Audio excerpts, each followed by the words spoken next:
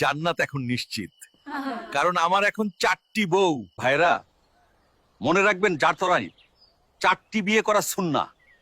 সামর্থ্য থাকলে 4টি বিয়ে করুন। শোনো, আজকে হাদিস শুনলাম মাতার 4টা বিয়ে করা সুন্নাহ। আমি 4টা বিয়ে করব ইনশাআল্লাহ।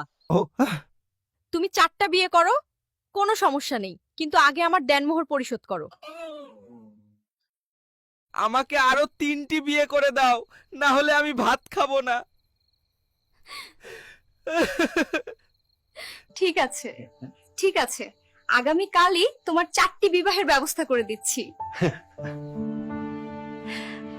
জান্নাত এখন নিশ্চিত, কারণ আমার এখন 4টি বউ।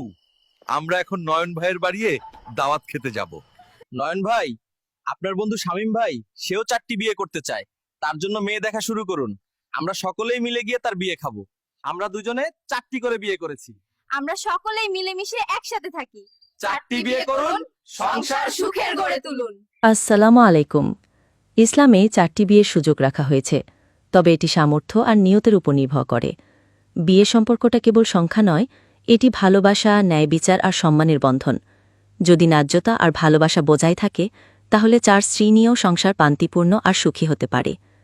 আমরা সকলকে আহ্বান জানাচ্ছি, ইসলামিক শিক্ষাগুলো মেনে ন্যায়পরায়ণ জীবন গড়ে তুলুন। জাযাকুমুল্লাহ খাইর।